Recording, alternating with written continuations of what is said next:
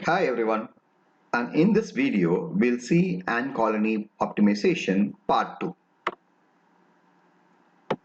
See, we have already discussed about the introduction to ACO, terminology, real ants characteristics and the basic algorithms. And in this video we'll mainly focus the ant systems and stigma G communication, auto catalyzation and then advantages and see, any ant colony system or ant system, AS algorithm system, will have this basic 5 steps. First, need to initialize the amount of the size of the colony, and the number of ants present, and other basic parameters has to be initialized. Then, all those ants which is present in the agents of the colony has to be placed randomly, and then we have to build the routes and then while the ants travel, it has to deposit, and the deposit attractiveness, the deposit trial values has to be updated. Then if all the ants have come back to colony, have come back home, then you have to exit. If not, then you have to continue the loop.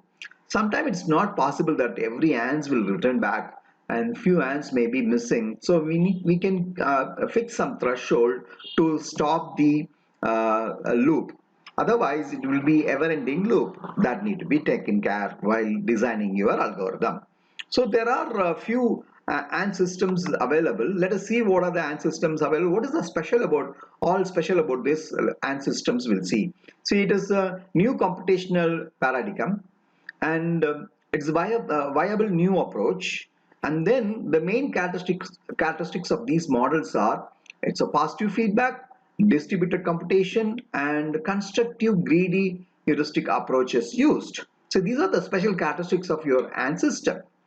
The ant system, there are so many ant systems existing, but we'll focus on max-min ant system, rank-based ant system, and continuous orthogonal ant system, that is COAC system.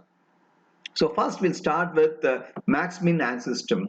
What max-min ant system does is it adds maximum and the minimum pheromone amount, that is tau max and tau min are the values is being added, and then only global best or iteration best two deposited pheromones will be chosen. See, there will be so many colonies will be there, and whichever the colony has got a maximum deposition based on the tour or based on the iteration best, global best, that particular colony will be selected.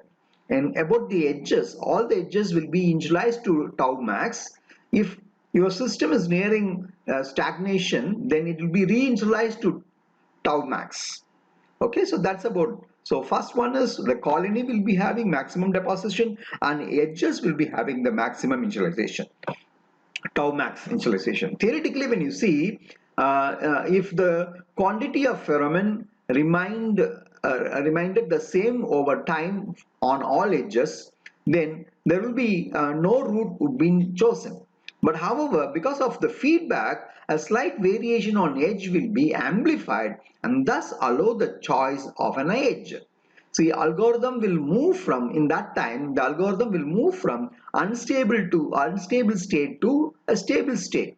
If it is unstable, means there is no edge is stronger than the other, all are equal. And in case it's stable, means there may be some root will be having strongest edge than the other. So automatically in max-min procedure, it will choose one route and then become that all the ants will start to follow that edge as their path to reach the shortest distance. So the next one is a rank-based ant system. In rank-based ant system, all the solutions are ranked according to their fitness function. So the amount of phenomena deposited is then weighted for each solution. If the fitness function is best, the better fitness function deposits more phenomenon, then the solution will be then the worst fitness function. So if a system has got better fitness, and the better fitness will be having a more phenomenon, and automatically that solution will be obtained by this method. So that's the ranking method. Next comes continuous orthogonal ant colony method. In this also, the phenomenon deposit mechanism of COAC is to enable ants to search for a solution collaboratively and effectively. By using an orthogonal design method, ants in the feasible domain can explore their chosen region rapidly and effectively, efficiently. See, what happens here is, see, first of all, we need to decide the feasible domain, feasible area, and in that area, the ants will collectively, as well as this is very efficiently and rapidly, will be searching for the best path, and then and after searching and then because of this, because this mechanisms, this has got a very enhanced global search capability and accuracy. So that is the special about the continuous orthogonal ant colony. Next comes yeah, we have discussed about the three ant systems, and now we'll see the special terminologies. The terminology we have is stigmergy communication. What is stigmergy communication? It's a term coined by French biologist, and he says that it is interaction through the environment. Directly or indirectly, two individuals will communicate through this phenomenon. Okay, and then so what does is one of them modifies the environment and the other responds to the new environment at a later time. That is called stigmergy communication. And did you ask real ants use stigmergy? How? Again, if you ask, and one the answer will be pheromones. The pheromones are the stigmergy communication, used for stigmergy communications. So autocatalyzation. What is autocatalyzation? See, here we'll take an example. There are 5 nodes available. Okay, see, from home to nest to food area, and there is 5 nodes being chosen. See, A, B is common. Then after then it gets divided into 2 paths. One goes to C, D. The other one goes through H, D. Okay, and your CDB is the shortest distance, so the distance is 0.5, whereas your CHD has got a longest distance, so there weightage of the weightage is taken as D equal to 1. Okay, D equal to 1. The next is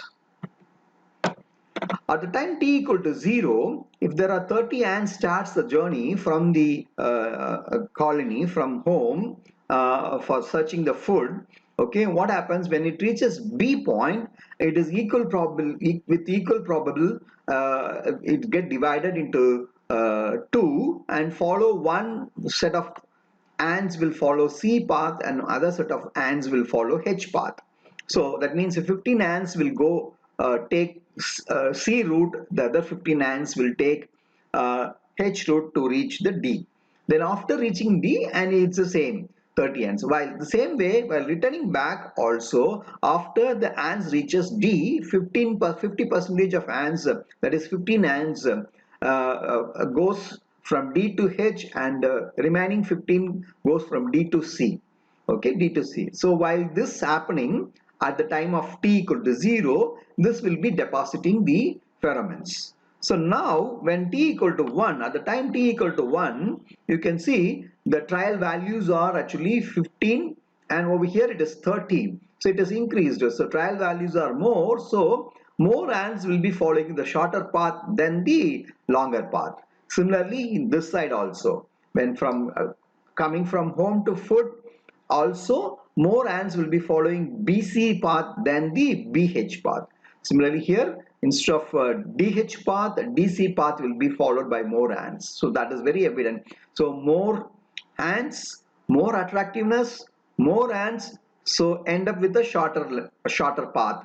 That we call it as autocatalytic behavior. Okay, I hope you understand about the terminology. What is autocatalyzation or autocatalytic behavior?